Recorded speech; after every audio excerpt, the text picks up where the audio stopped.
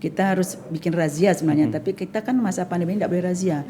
Senjatanya sebenarnya razia kami itu senjata kita untuk menaikkan pajak, tapi karena pandemi ini razia kan tidak dibolehkan, jadi itu jadi ini juga nih kendala tantangan juga ya. Di sisi lain harus ngejar pendapatan masuk, tapi dibatasi nggak bisa jemput bola. Biasanya akhir razia. tahun ini kita geber sama itu, sama razia di mana sampai 1 bulan mau 2-3 kali razia kita hajar biasanya. Loh, kan sekarang ini Bu, new normal. Jadi udah ada relaksasi ke situ. Emang untuk Belum. razia emang tidak diberi relaksasi, Bu?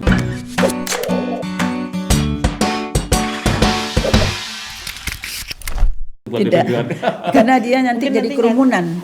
Mungkin nanti dia jadi ngantri gitu, Bu. Iya, enggak boleh. Jadi nanti kita kan kalau merazia itu kan orang jadi kerumunan. Kita khawatir itu. Kita pentingkan kesehatan dulu baru ekonomi. Iya. Sehat dulu baru ekonomi. Sehat dulu. Iya. Apa yang dilakukan? Tadi kan kita belum nanya. Apa saja yang dilakukan? Inovasinya apa? Iya. Mungkin biar di BP2RD ada program-program yang strategis sehingga tadi Bu Reni bisa, saya optimis ini bisa tercapai. Kira-kira ada bocoran Bu, apa Bu yang akan dilakukan oleh BP2RD? Untuk saat ini ya, saat pandemi seperti ini, ada beberapa hal yang kami laksanakan. Yang jelas tadi razia jelas tidak bisa. Oke, razia. Itu sebenarnya senjata ampuh kami sebenarnya itu. Di saat-saat terakhir biasanya kita geber pakai itu.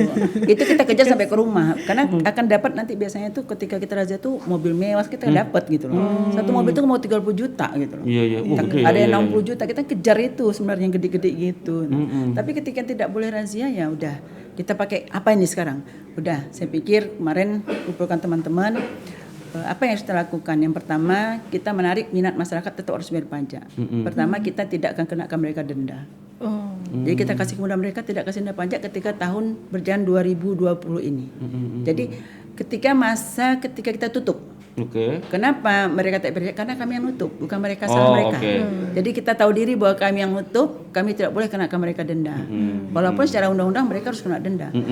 Kita bikin pergubnya kemarin dan Pak Gub sudah tanda tangan pergubnya bahwa kita tidak akan beri denda kepada wajib pajak yang terlambat membayar pajak karena akibat pandemi COVID ini. Karena memang dari BP2RD karena yang dari nutup kita layanannya. yang nutup. Jadi kesalahannya di kita. Itu kita lakukan sampai dengan nanti Desember ya, tahun berjalan ini ya. Jadi kalau lebih dari ini tidak boleh loh. Tapi sebelum ini juga tidak boleh loh. Gitu. Jadi kalau misalnya mereka yang tidak bayar tunggakan dulu mau nggak mau tetap kena denda. Tetap harus denda. Untung aku udah bayar semua. Iya. Jadi kan 2020 ini enggak bisa. Kalau misalnya kita ambil yang dari Maret ya. Saya Maret sampai dengan Desember. Tahun berjalan 2020. Jadi jangan disalah artikan loh. Ada yang protes ke saya ini. Katanya cek tahun kemarin enggak bisa. Dan kemarin dibayar sekarang, yang sekarang iya, tapi yang kemarin tetap bayar denda. Nanti sampai Desember nanti 2021 ya kita harus bayar denda balik dong gitu loh. 2020 ini yang enggak sampai mulai dari kita kemarin nutup ya. Jadi tahun berjalan ya, jadi jangan salah diartikan semuanya harus enggak. Kalau itu namanya pemutihan, kita belum melakukan itu gitu loh. Beda ya, itu. Dispensasi istilahnya. Ya, itu relaksasi ya. Relaksasi pajak. Yang kedua kita juga beri kemudahan bagi wajib pajak. Kalau tidak bisa membayar pajak langsung bisa pakai e-Samsat. Kita pakai aplikasi e-Samsat. Ya Mbak Nita ada punya e-Samsatnya? Saya udah punya belum nih kamu? Udah download dong. Udah pakai. Sudah pakai ya Mbak Nita ya. Wah itu dia. Ya seperti itu. Ya, jadi kemudahan saya harap teman-teman yang ini ya, terutama yang generasi muda yang punya kendaraan kan sudah sangat memahami tentang IT. Bisa menggunakan itu saja, tidak perlu harus datang antri-antrian di masa pandemi segini, tidak usah antri-antrian, cukup itu. Kemudian juga kita dibuka di Bukalapak. Bukalapak juga yang itu kita bisa juga menggunakan Bukalapak.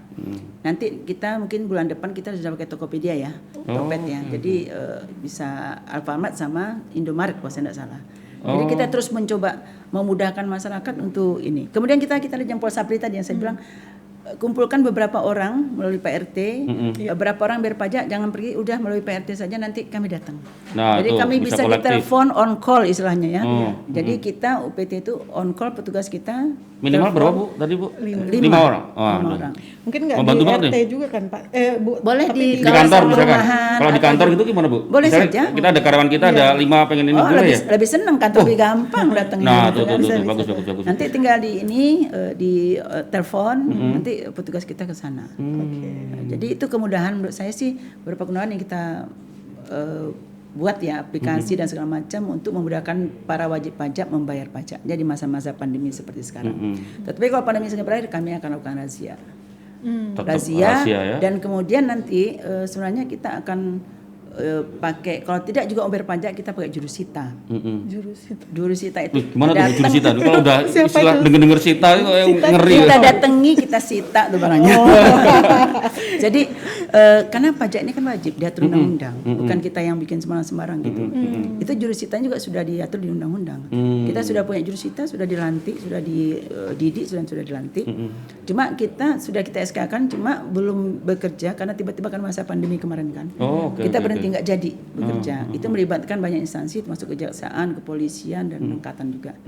Karena ini melibatkan penyitaan terhadap, terutama nanti mungkin awal tahun kalau memang pandemi ini berakhir, kita sudah mulai loh itu razia sama mengejar orang-orang yang tidak bayar pajak tapi mobilnya banyak, mobil mewah lagi gitu kan. Jadi ya sekarang kan sedih juga kayaknya orang mampu. Kesel juga ya, mampu malah tapi nggak bisa bayar pajak. Ya, jadi jangan dibilang masyarakat umum yang tidak bayar pajak, tidak.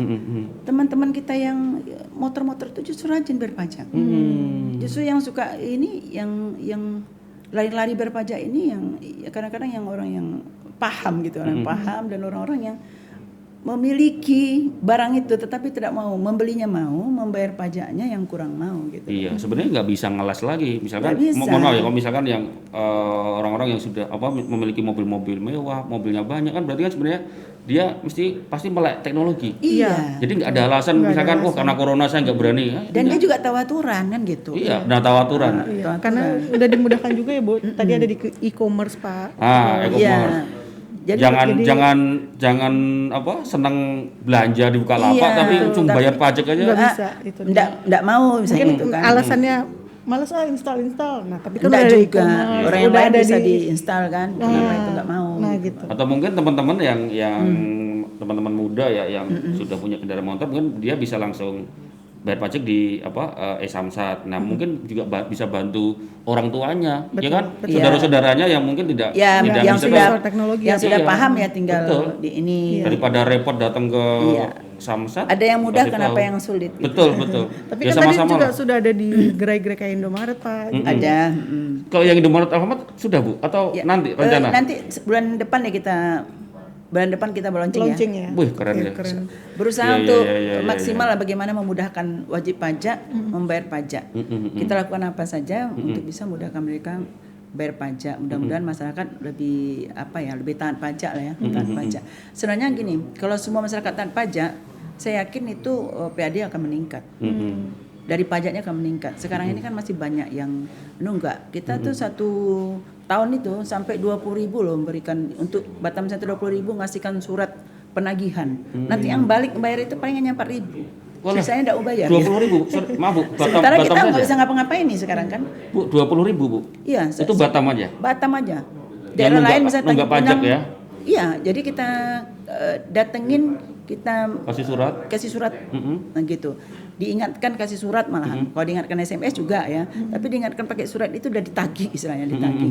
Nanti yang balik alasannya macam-macam. Misalnya udah dijual tapi kan tidak lapor. Ada lagi udah orangnya udah pindah, nggak ada gitu. Datang rumahnya udah kosong kayak gitu. Jadi nanti yang balik itu cuma 4.000-an gitu loh. Dikit ya. Bayangin kalau banyak yang balik itu luar biasa menurut saya. Itu baru Batam Center. Tanjung Pinang gitu ya, 10.000 dikasihkan itu surat, yang balik paling 1.500. Yang bayar sisanya nggak bayar gitu.